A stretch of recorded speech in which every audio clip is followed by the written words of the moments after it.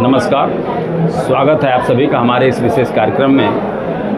दर्शकों, इस समय उत्तर प्रदेश राज्य के गोरखपुर ज़िले में सिविल कोर्ट में बार एसोसिएशन का चुनाव संचालित हो रहा है। चुनाव चाहे जिस स्तर का हो, चुनाव ही लोकतंत्र की मजबूती का आधार है।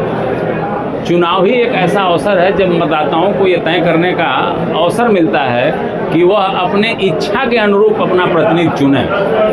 तो इस समय सिविल कोर्ट बार एसोसिएशन का चुनाव चल रहा है गोरखपुर में। प्रत्याशी लगातार मतदाताओं से संपर्क कर रहे हैं और अपने पक्ष में मतदान की अपील कर रहे हैं। हम भी प्रत्याशियों की आवाज़ बनकर उनके मतदाताओं तक पहुंचने का प्रयास कर रहे हैं। हमारा ये मंच है, इसके माध्यम से हम प्रत्याशियों की आवाज़ आप तक पहुंचा रहे हैं। तो हमारे साथ इस समय बातचीत करने के लिए पुष्पेंद्र त्रिपाठी जी हैं। पुष्पेंद्र त्रिपाठी कनिष्ठ कार्यकारिणी पद पर चुनाव लड़ रहे हैं और मैं इनसे जानूंगा कि क्या है इनकी कार्य योजना और अगर मतदाता इनको उस स्थान पर पहुंचाता है तो वे किस तरह से अधिवक्ताओं के लिए उपयोगी होंगे।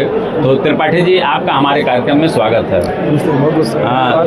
त्रिपाठी जी, ये बताइए कि अभी तो आप बिल्कुल युवा अधिवक्ता हैं।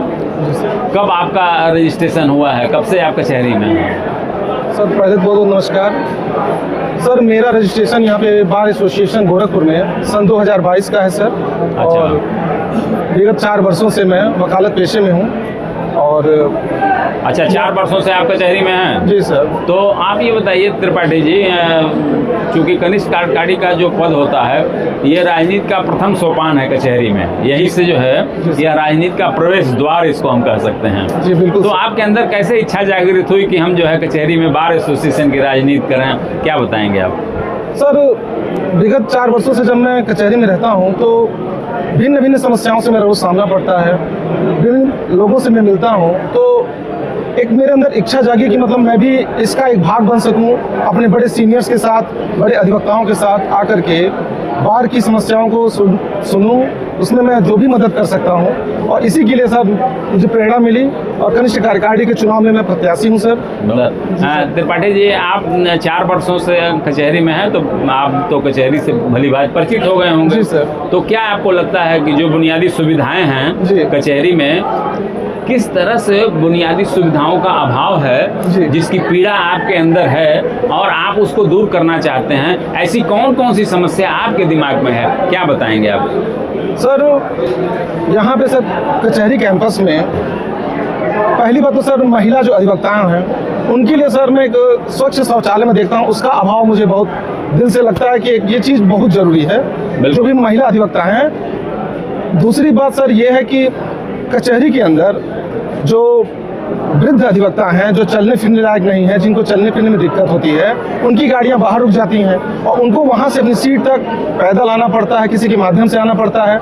इसके लिए सर अगर नहीं सबके लिए द्वार खोल रहे हैं तो कम से कम जो अधिवक्ता वृद्ध हैं, बेचारे नहीं आ सकते हैं, उनके लिए सर आवागमन के लिए कोई सुविधा हो तो हम उसके लिए मदद करना चाहेंगे। साथ ही अधिवक्ताओं की भी सर स्टैंड की समस्या है। अगर किसी तरीके से हमारा एक था कि किसी तरीके से अगर प्रथम तल जो है सर वो पार्किंग के लिए अगर अधिवक्ताओं के लिए अगर सुरक्षित हो सके, इसमें अगर हम मदद कर पाए तो सर ये भी एक बहुत बड़ी अधिवक्ता है समस्या है सर। और जो युवा अधिवक्ता है सर, युवा अधिवक्ताओं के लिए जो बैठने की समस्या है वो सर जूनियर्स के लिए बहुत ज़्यादा आती है सर। तो ये कुछ प्रमुख मुद्दे हैं जो हम चाहते हैं कि जिसके लिए मैं कुछ कार्य करना चाहता हूँ सर, अगर हमें सहयोग मिले।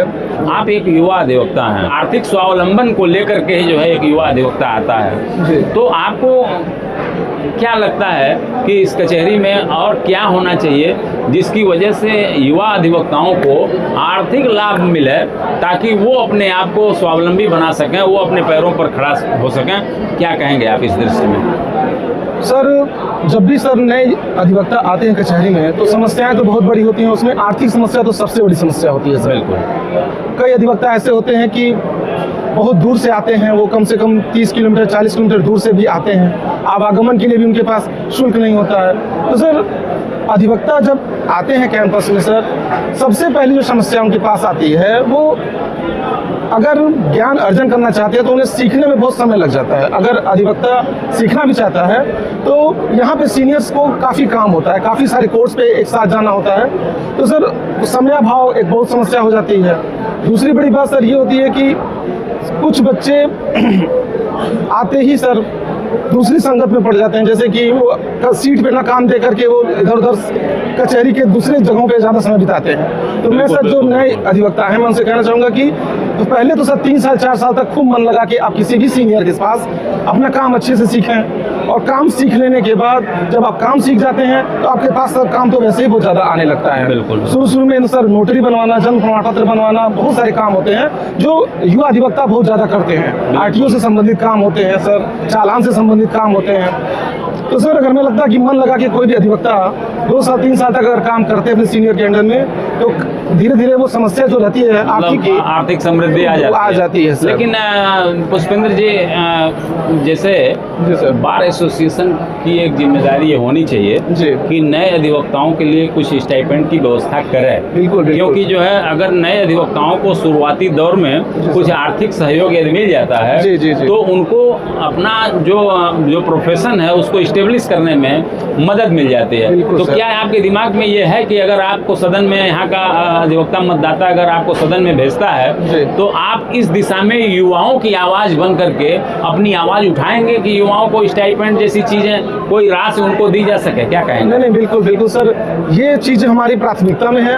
अगर मतलब हमें मौका मिलता है, अगर हम सदन तक पहुँचते हैं तो ज़रूर हम इसके लिए प्रयास करेंगे सर। और भी जो मूलभूत समस्याएं हैं सर, उसके लिए पहली बात तो सर पूर्वांचल का सबसे बड़ा हमारा भार है। और यहाँ पे लोग बताते हैं कि धनराशि की भी समस्या आती है बहुत ज़्यादा, कि यहाँ पे शुल्क जो है बहुत कम आता है। सिर्फ युवा अधिवक्ता ही नहीं, जो वृद्ध अधिवक्ता भी हैं उनके लिए भी सर अगर किसी प्रकार की सहयोग दी जा सके, मौका मिलता है सर, तो हम इसके लिए ज़रूर अपने सीनियर से बात करेंगे और अपने अध्यक्ष से, अपने मंत्री जी से बात करके हम पूरी कोशिश करेंगे सर वो पेंशन फिर से बहाल हो सर। बहुत सुंदर। तिवारी जी, आप युवा अधिवक्ता हैं और आप कार्यकारिणी का चुनाव लड़ रहे हैं। मैं चलते चलते एक आखिरी सवाल आपसे करना चाहूँगा कि यहाँ का मतदाता आपको जरूर कार्यकारिणी सदस्य पे निर्वाचित करे, क्या कहेंगे आप?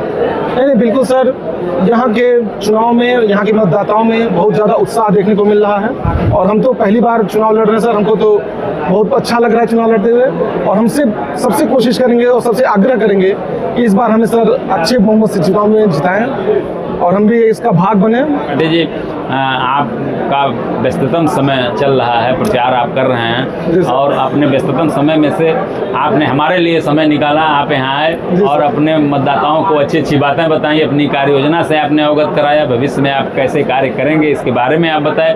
इसके लिए आपको बहुत बहुत धन्यवाद।